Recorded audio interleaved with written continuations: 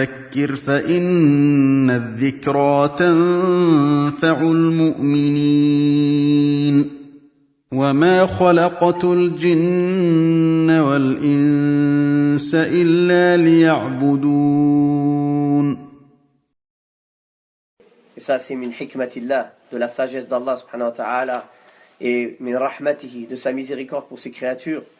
Car si Allah avait voulu que ce soit la nuit sombre éternellement jusqu'au jour du jugement dernier, est-ce qu'il y a une divinité en dehors d'Allah qui pourrait faire venir le jour? Et si Allah avait décidé que ce soit le jour éternellement jusqu'au jour du jugement dernier, est-ce qu'une divinité en dehors d'Allah viendrait nous apporter une nuit dans laquelle on peut se reposer? Non. Donc Allah a fait de la nuit un vêtement, une couverture pour se reposer, alors que la vie, c'est pour chercher, pour voguer plutôt à ses occupations. Regardez comment, subhanallah, imaginez-vous quand on n'arrive pas à dormir 2 jours, 3 jours, 4 jours d'affilée, comment ça se passe? Quand dans la chambre, une personne, elle laisse les plein phare sur toi, une lumière allumée, est-ce que tu peux dormir?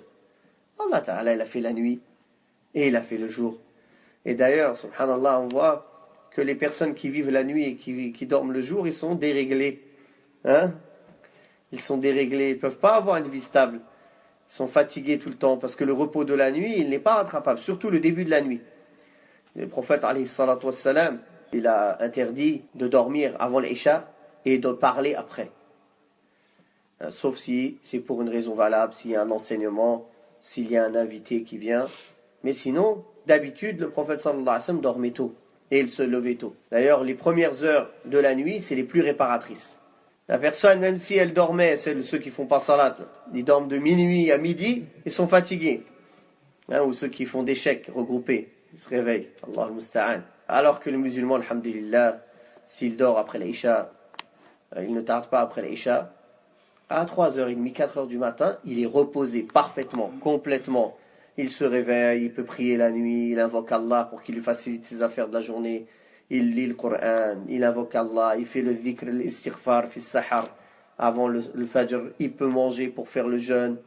Après, il commence sa journée, il est en forme, il voit, il a baraka dans son temps. Le matin, il voit qu'il peut faire beaucoup d'activités.